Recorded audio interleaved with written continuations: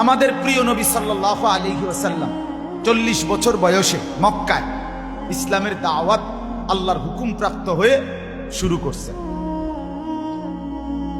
একটানা 13 বছর মক্কায়, 40 থেকে 53, এই 13টি বছর আল্লাহর নবী সাল্লাল্লাহু আলাইহি ওয়াসাল্লাম মক্কায় ইসলামের দাওয়াত দিয়েছেন, কালেমার দাওয়াত দিয়েছেন।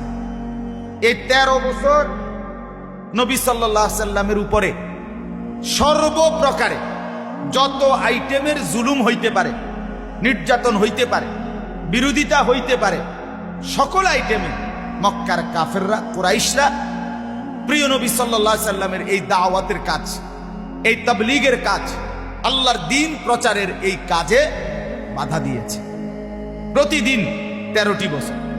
কিন্তু নবী সাল্লাল্লাহু আলাইহি ওয়াসাল্লামের মজবুত সিদ্ধান্ত ছিল যে কোনো মূল্যে জীবন দেওয়া পর্যন্ত আল্লাহর নবীর ফয়সালা ছিল, আমি আমার এই দাওয়াত, আমার আল্লাহর পক্ষ থেকে এই আদেশ, ঈমানের কালেমার এই আহ্বান আমি 1 মিনিট 1 দিন বন্ধ করব।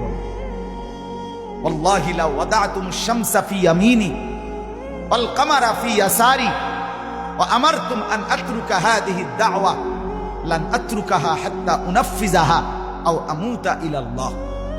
হাদিসের মধ্যে আছে, নবীজি বলেন, আল্লাহর কসম মক্কাবাসী, যদি তোমরা আমার হাতে, ডান হাতে আসমানের সূর্য এনে দাও, আর বাম হাতে যদি আসমানের চাঁদ এনে দাও, আর বিনিময়ে যদি আমাকে বলো কালেমার দাওয়াত ছেড়ে দিতে, আল্লাহর কসম আমি মুহাম্মদ এই দাওয়াত ছাড়ব না।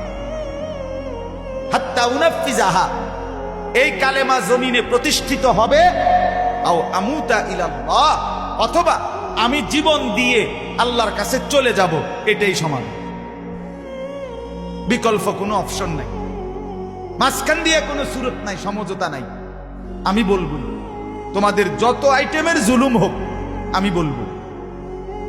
আরেক হাদিসে আছে, হাদিসের অংশ, হাত্তা তানফারিদা সালিফাতি, আল্লাহর নবী বলছে, আমার এই গর্দান আমার দেহ থেকে আলাদা করা পর্যন্ত আমি কালেমার দাওয়াত দিতেই থাকব।